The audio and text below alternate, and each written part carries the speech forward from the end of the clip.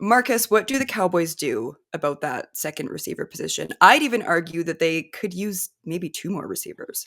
I mean, 100%. You look at their wide receiver depth chart, it is rough. I don't know how your hamstrings are doing right now, but the Cowboys might need you right now out on the outside running some routes because it's not a good group. Now, how do they address that?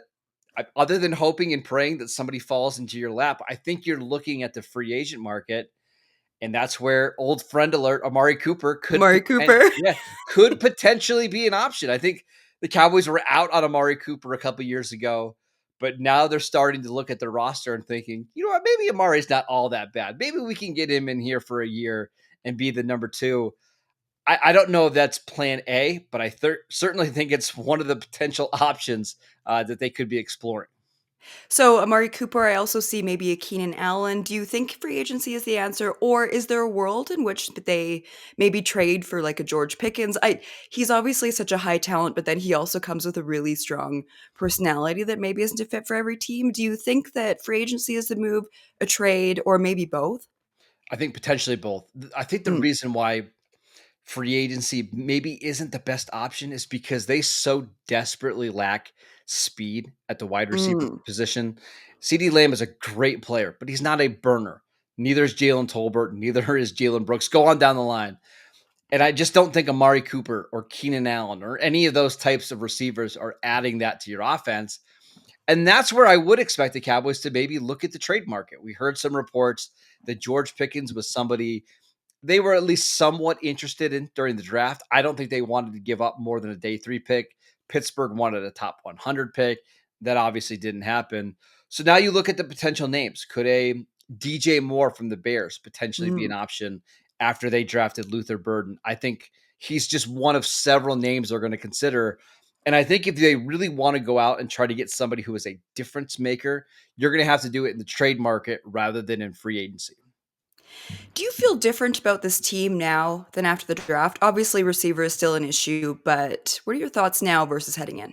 So this is going to sound really weird, but I like their draft a lot. I thought they got three quality players in Booker, Donovan Ezeraku, and then Savon Ravel, the corner they got from East Mm. Carolina.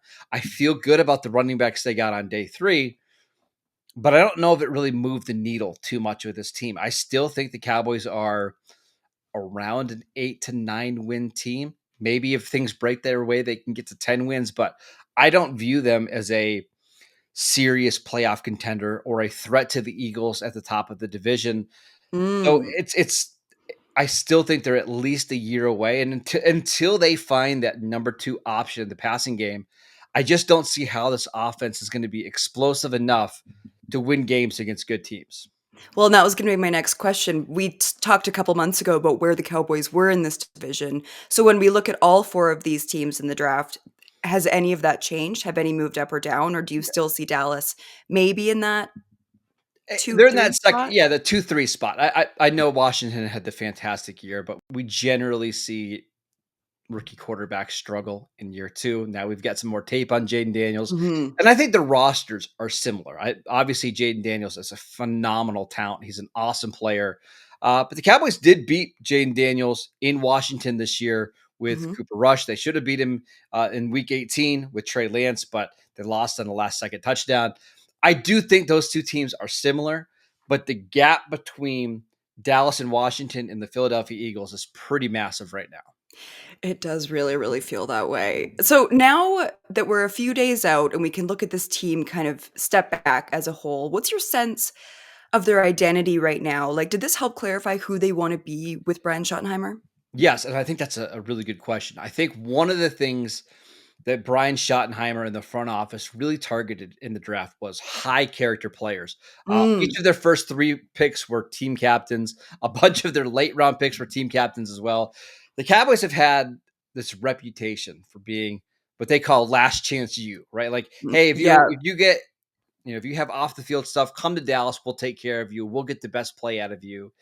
And while that's worked a few times, I think the locker room and the culture has deteriorated. And I think that's one of the reasons why Brian Schottenheimer was hired, is because he pitched to Jerry Jones and Stephen Jones, I can fix the culture here. I can fix the locker room. And you saw this draft them targeting very high character players.